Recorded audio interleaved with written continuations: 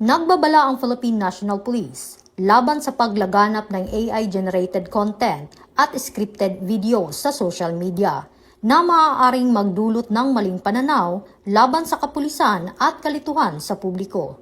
Ayon sa PNP, dumarami ang mga content na gumagamit ng artificial intelligence, digital at manipulation, at iba pang editing tools upang lumikha ng mga peking eksena na nagpapakita ng mga umano'y insidente ng pang-aabuso, katiwalian at iba pang irregularidad na iniuugnay sa mga pulis.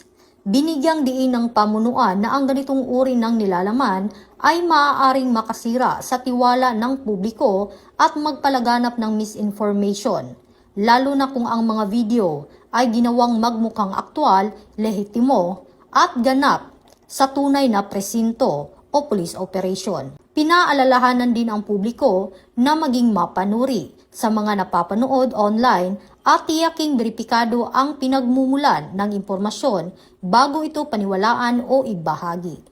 Kasabay nito, pinayuhan ang mga content creator na gamitin ang teknolohiya ng mga pananagutan at iwasan ang paglikha o pagpapakalat ng mga mapanlinlang na material na maaaring makasama sa publiko at sa mga institusyon.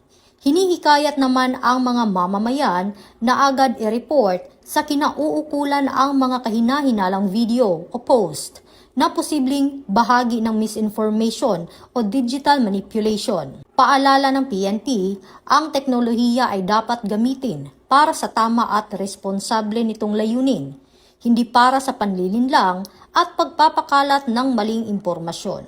Ito ang bagong PNP para sa bagong Pilipinas. Serbisyong mabilis, tapat at nararamdaman.